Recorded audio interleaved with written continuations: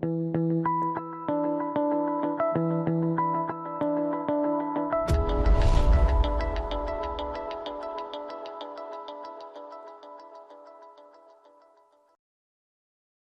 CardRunners members, this is Zach Elwood, the author of Reading Poker Tells.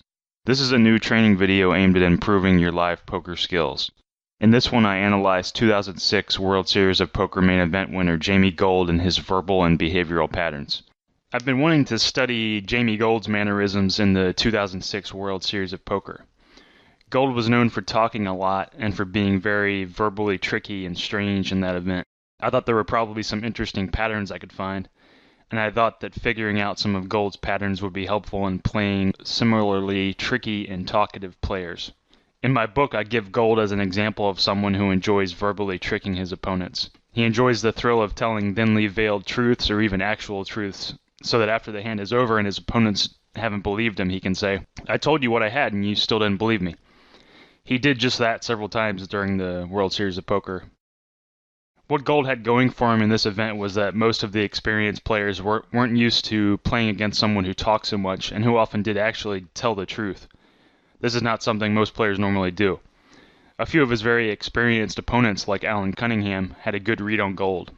But Gold also ran ridiculously hot, which ended up being the main reason for his victory. It's been pointed out that the content of Gold's speech was unbalanced, in that he was more likely to express his actual hand strength when he talked. A few examples of this. In this hand where he bluff raises a king-king-jack flop with 5-6, he tells his opponent, "You got a king, I'm in a lot of trouble."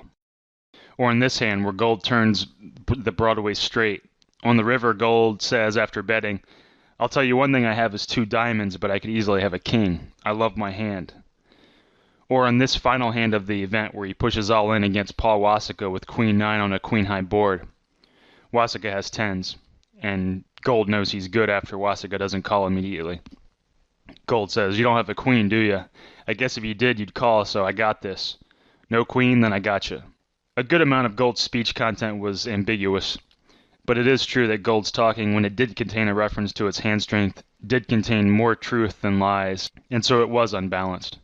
But after watching the Gold footage a few times, I found a pattern that was more telling than this. Although the content of Gold's speech is revealing, there was a lot more information in the way that Gold said things. To put it simply, Gold was much more animated and physically loose with his strong hands. This physical looseness manifested itself in big smiles, laughter, loose body movements, loose facial expressions, and a higher likelihood of making eye contact with his opponent, and sometimes standing up. Conversely, when Gold was bluffing or had a vulnerable hand, he acted much more subdued. His body was more still with his usual pose, being his hand supporting his head. His tone of voice when bluffing was more restrained and softer, more of a persuasive tone.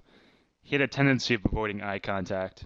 He also had the tendency of saying, "I'll show you," more when he was bluffing.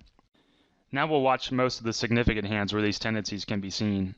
First, I'll show the hands where he had strong hands, so you can see the high level of animation and interaction with his opponents. After that, I'll show the bluffing or vulnerable hands, so you can see the difference. In this hand, Gold has a full house and starts talking to his opponent after betting the river. Watch his level of animation and interaction with his opponent. Gold trying to put Mike McLean all in. I'll give you one chance to save yourself. This was fairly typical of how Gold acted when he was strong. He's also standing up, which Gold would sometimes do when he was very strong.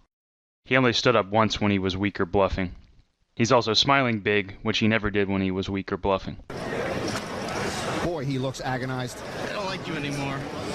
McLean I liked you a few minutes ago. doesn't want to lay it down. You're gonna like me a lot when I show you the hand that you wish you... McLean folds it. You're gonna be very happy. Is that good enough? Jamie shows him a full house. I like you again.